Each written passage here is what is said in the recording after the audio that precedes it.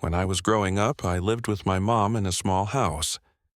During my middle school and high school years, she took up an overnight job, so most nights of the week I was alone between 8 p.m. and 4 a.m. This happened a few months before I graduated high school. On a regular night at 7:30, I said goodbye to my mom like usual. Then I played some video games for a few hours. It was a school night, so I couldn't stay up super late, but I still stayed up later than I should have. Around 11:30, I shut everything off and went up to my room to get in bed. But I was on my phone for probably another hour before falling asleep. When I woke up, I thought I heard a door closing downstairs. I looked over at the clock next to my bed and saw it was 3:30, so I assumed my mom had just gotten home from work early. I turned over and tried to go back to sleep as I listened to footsteps walking around downstairs. After a minute, though, I started listening more intently. Usually, my mom would go straight upstairs when she got home to get ready for bed, but it sounded like they were just walking around. As I listened for another 2 or 3 minutes, I realized they weren't even stopping at all. They were going through each room, walking slowly, as if they were taking a tour of the house. I started to get a little nervous that it might not be my mom and could be someone else. I got up and turned on the light in my room, and almost right away, the footsteps stopped. I listened from the other side of my door and still heard nothing. Carefully, I opened it and looked out into the hallway. I was expecting to see some light coming from downstairs, but the whole house was dark. Whoever was walking around down there hadn't turned on any of the lights, which frightened me more than I already was. I made sure not to make any sounds and stepped further down the hallway until I was at the top of the stairs. Then I knelt down and looked through the railing to see into the living room. Nobody was there, and even in the dark, I could tell that nothing had been moved at all. My PlayStation was still there, and in my head, that was a telltale sign that there was nobody else in the house except for maybe my mom. I mean, if someone was here to rob us and had walked through the whole house, they definitely would have taken the most expensive thing in the room. At that point, I just wanted to know if it was my mom who was walking around or if I was having some weird auditory hallucinations. I walked down the steps to the bottom and called out, "Mom, you home?" There was no response or signs of movement in the whole house. So I walked through the hallway into the kitchen. Right away, I saw a shoe print on the tile floors. And when I looked up, my eyes locked on a figure across the room. A man was sitting at the dining table with a dark mask on. His clothing was all black, which made it difficult to fully make out any features of him. He was looking at me, but he didn't say anything, or even move. He stared at me with an emotionless look. I ran straight back upstairs and locked myself in my room as I called 911. The operator kept me updated on the police's estimated arrival, but after a minute, I heard the man slowly walk across the downstairs and over to the bottom of the staircase. I was whispering to the operator in a panic until I heard the front door open and the man walking away from the house. Not even 30 seconds later, I saw headlights shining through the window.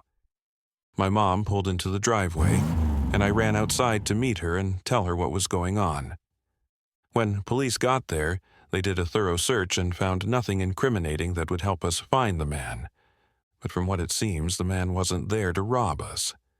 He also didn't seem to have any interest in me either, which means that he was most likely trying to hurt or abduct my mom.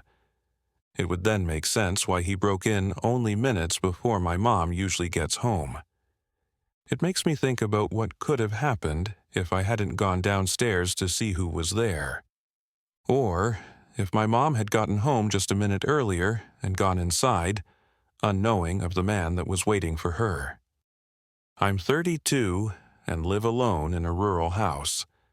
I have a few neighbors half a mile down that I talk to sometimes, but I mostly keep to myself and only go into town when I need to.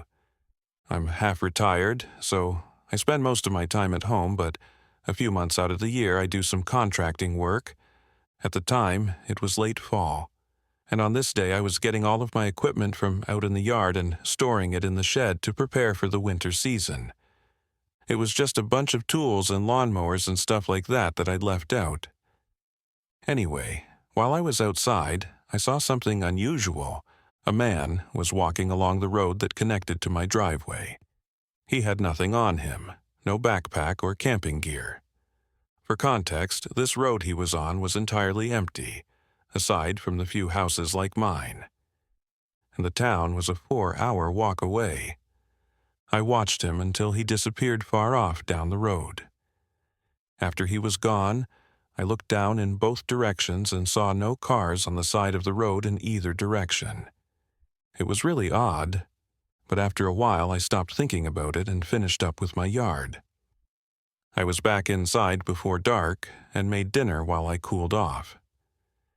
As I sat there, a sudden thud from outside startled me up from the table. It was a wooden thump, like it had come from where the shed was. I looked through the window, out into the yard, and the door to the shed was wide open. It was old, but the door had never unlatched on its own like that before. Still unsure of exactly what was going on, I knew I had to check on it and close the door, at the very least. I got my rifle just in case, but I was confident it wasn't going to be anything dangerous. Walking out to the shed, I listened carefully and heard nothing other than the quietness of the night. I looked around the field as well and saw no sign of wildlife or people. When I got to the open shed door, I turned on my flashlight and shined it inside. Nothing looked out of place. I stepped in and did a more thorough search for any animals hiding, but still, there wasn't anything. I closed the door to the shed and made sure it was secure, then started walking back.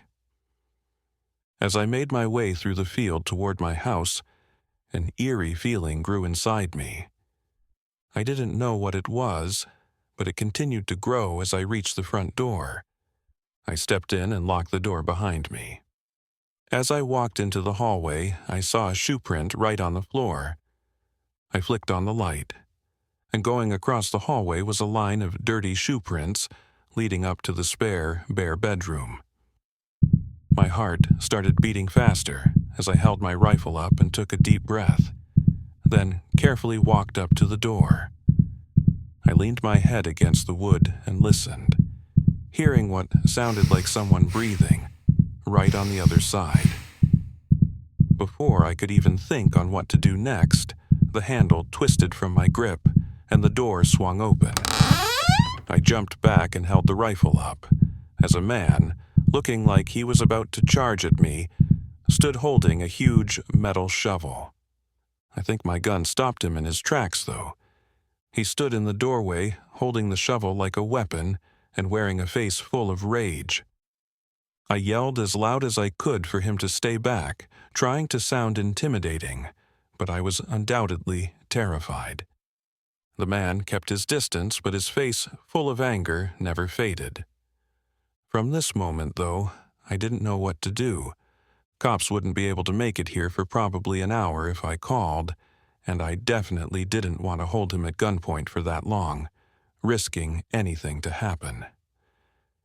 As we stood in a strange silence, the man suddenly threw the shovel in my direction, then sprinted back into the room. I ran in to see what he was doing and watched him start crawling out of the window. Part of me wanted to stop him, but another part of me couldn't get myself to. He jumped out and ran off into the field, escaping into the vast, empty night with no way of knowing where he was running off to. To this day, that man has never been identified, and his intentions are unknown. All I can say is that if I hadn't had my rifle in my hands, or if he had gotten the jump on me, I likely wouldn't be here today.